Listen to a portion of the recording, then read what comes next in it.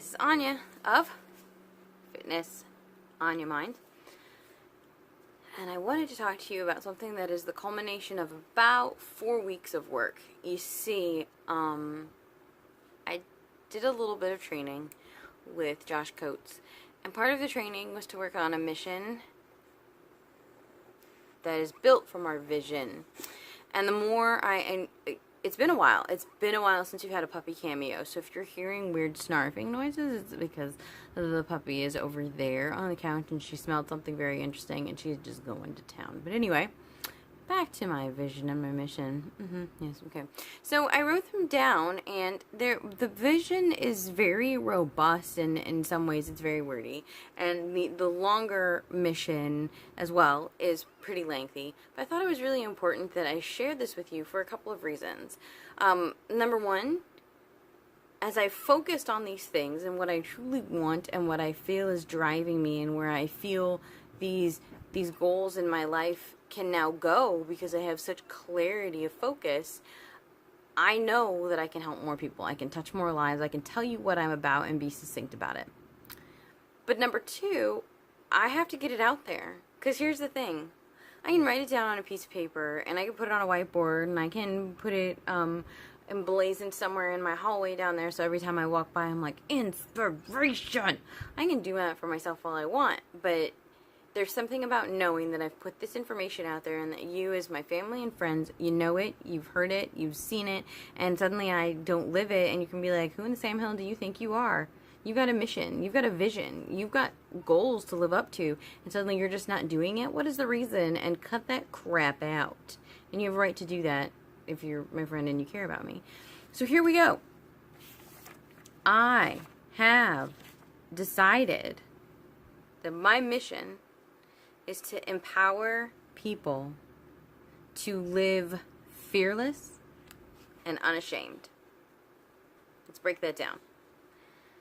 There are a lot of times in my life that I feel like my power has been taken from me, and I realized that in those times I was actually just giving it up. I was saying, here's the power in my person, but in this particular situation, I'm going to put it in a little box, and I'm just going to hand it to whomever or whatever, and I'm going to give it away because for some reason I thought that's the only choice I had. I was wrong. I was absolutely wrong. And the power that each of us has inside, the God-given power, the education that we have gone through formally and informally, and the experiences that have brought us to where we currently are, that power, I am going to use my own power, but I'm also going to transfer that to you and show you how to use your own. So I'm going to empower you to live. When my husband told me that he was leaving me, part of my life stopped. Because a lot of my identity was attached to being a wife, and a military wife, and a hopeful adoptive mother, and a helpmeet, and a supporter, and all these other things. And so suddenly, my life just stopped. It stopped. There was nothing to do except for cry and mourn, and it stopped. And that's not okay. It's not okay. Yes, we should attach part of our personalities and our identities to these different things in our lives, but losing them doesn't mean we stop living. Some of us have stopped living for a number of reasons, because we don't like the way we feel or the way we look, or where the job that we're stuck in, or the lack of forward motion we've made in our careers or our dreams or our goals, and we've stopped living. We're existing. We are eating food. We're allowing this machine to power up in the morning and power down when we go to bed, and then we do it on repeat ad nauseum. We're not living our lives. And so I want to empower you to live, but not just to live.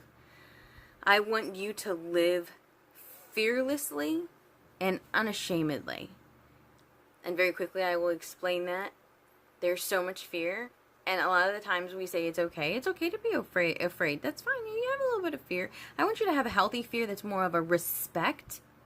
The fear I have of my daddy God, I am in awe of him, and I am afraid that this mighty being could reach down and snatch the very life out of me. But now I'm not afraid in such a way that I'm cowering in a corner. It's a healthy fear.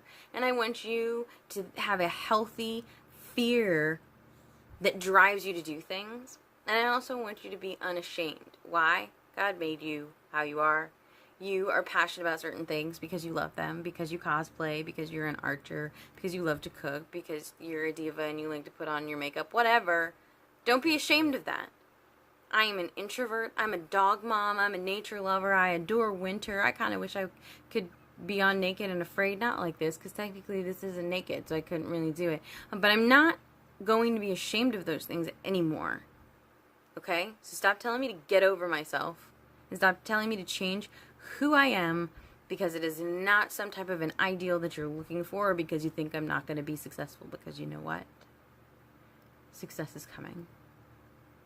So for those of you who are looking for someone who can support you in the ways that I've explained, let's talk. Let's talk. Let's talk about how you can change your financial future. Let's talk about how you can change your health and fitness. Let's talk about changing your mentality. Let's talk about living our lives fearlessly and unashamed. This is Anya, Fitness on Your Mind, and we'll talk soon.